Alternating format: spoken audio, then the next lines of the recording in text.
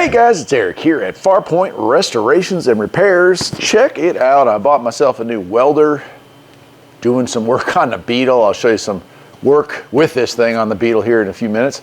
But I picked this up. It's the MIG200 from VEVOR. Then I'll open it up, show you what comes in the box. We'll get it hooked up. And I'm trying to replace the battery pan on my 66 Beetle. I've got a whole series that I've been filming on it. You haven't seen any of it yet here on the channel, but it's here. Tell you what I'm gonna do. I'm gonna drop this whole thing on the ground. We'll just lift it out and lay it up on here because there's a lot of stuff, it looks like. Yeah, VEVOR sells a ton of welding stuff, and I figured because they do, they're probably a decent player in the business. So I'll check all this out here. All right, well, here's what comes in the box, and there's a lot of it. I did not realize this, but it comes with a spool,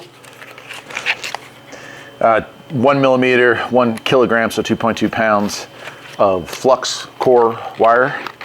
That's nice. You don't have to buy any extra because I didn't buy any, so that's good. All right, everything's wrapped up pretty well. I'll say it's shipped. Seems nice and safe in the shipping. Main unit here looks pretty significant. Let's see what else we got. We have our ground connection here. Get it out of the box. There we go. Right, ground clamp. And that hooks there. Says it does flux as well. Well, it does flux, MIG, and I don't know if it does TIG, but what I'm going to be using it with today is stick on a stick weld, which I'm okay at, not great at. So stick welding is my gig, right? So we got that going on, and then we have an airline for if we're doing, you know, MIG wire welding, and wow, here it is. And so, like, that's kind of cool that it does everything all in one. I have a tiny VEVOR stick welder that I got years ago, and I've used the heck out of that thing. I have a Harbor Freight or a Pittsburgh wire welder, flux core. It's like they're 90 amp, and I don't think they sell it anymore. Not that exact model anyway. But that's what I've used when I do flux welding. That one's maybe 6, so 6 foot on the ground, 10 on the stick. And then this, I would say 12 probably. All right, so there's the tip there, replaceable obviously. And that seems pretty stout. The cabling for it's pretty stout. Also, this operates on 110 and 220, and it does come with a 110 to 220 converter. One of the things I've done here in my garage here very recently is, I mean, I had 220 run out here, but the wiring that used to come out to this garage was janky at best. It was like maybe 12.2, something like that. So we upgraded to 8, and now I've got 2 legs. Lights don't dim out when everything's operating if I'm running stuff out here. Got a little lift, is 220. I've got a deep freeze on this circuit. We've got a heater on this circuit. So we got a lot going on. So I decided it was time to upgrade. And so I'll be welding probably with 220 today. But if y'all want, I can probably make a follow-up video trying to do stick welding with 110 if you want to do that. All right, so that's all there. And lastly, we got this, which is a couple of replacement tips. Right, and then like a multi-wrench. So I'll hang on to those for some future date. Hopefully I won't need it. All right, let me get the garbage out of here. Hang on one sec. There we go.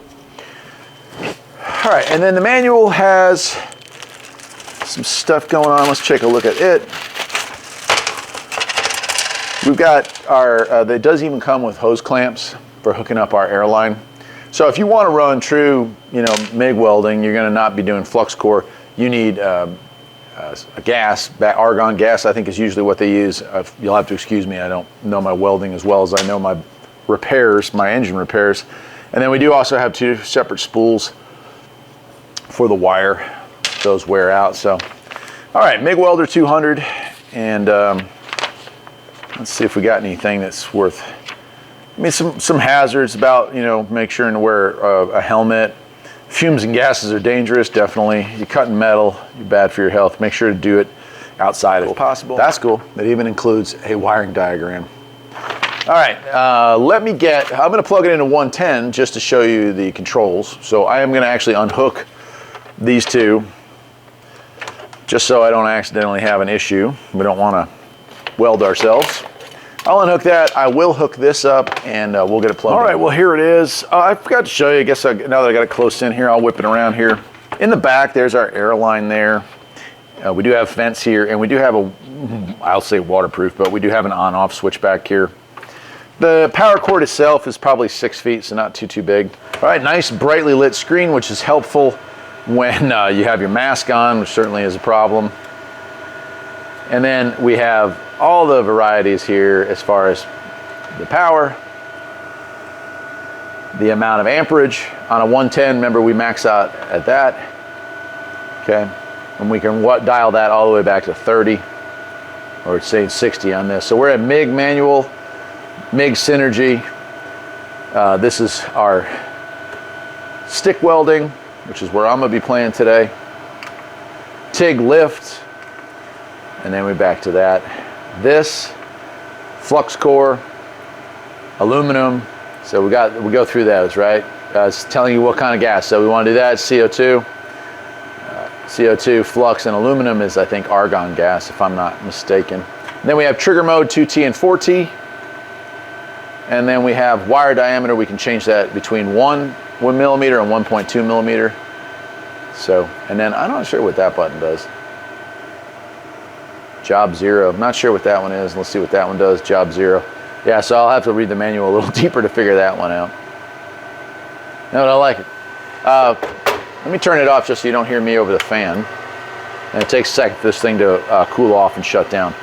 As far as construction quality, I feel like it's a nice metal case. It does have a big plastic handle, but the whole thing was assembled. There's no assembly involved other than hooking up our, our cables here.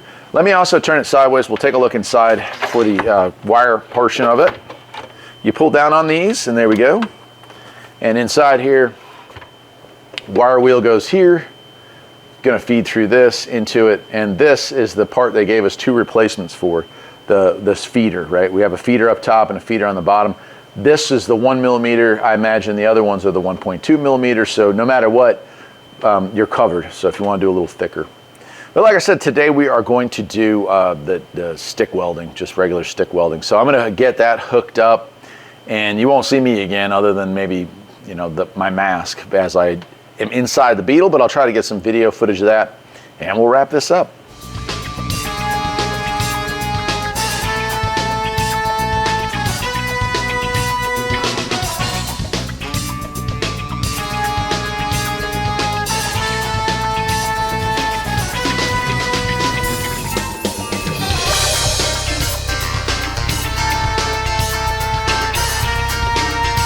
All right, so my overall thoughts is it worked. I am not very good at welding, and I like it.